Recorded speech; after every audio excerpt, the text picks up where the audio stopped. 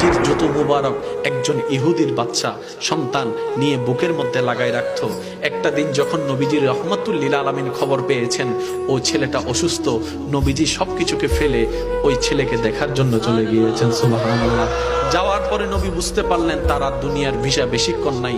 রবের কাছে দোয়া করলেন, ও আল্লাহ, আমাকে মহাব্বত করে আমার জুতা নিয়েছে, আমাকে মহাব্বত করে আমার জুতা বুকে নিয়েছে। জগৎ যখন জানবে নবীর জুতা বুকে নিয়ে নেওয়ালা জাহান্নামে চলছে, জাহান্নামের আগুনে জ্বলছে, আল্লাহ, এটা তো আমার ইজ্জতের ক্ষতি, এটা তো আমার ইজ্জতের ক্ষতি। তুমি না বলেছো ওয়ারাফানা লাকা যিকরা, তুমি তো বলেছো ওয়ালা সাওফা ইউতিকা রাব্বুকা ফাতারদা, তুমি তো আমাকে বলেছো ওয়ামা আরসালনাকা ইল্লা রাহমাতাল লিল আলামিন। নবীজি যখন রবের কাছে ফরিয়াদ করলেন, রব দোয়া কবুল করলেন।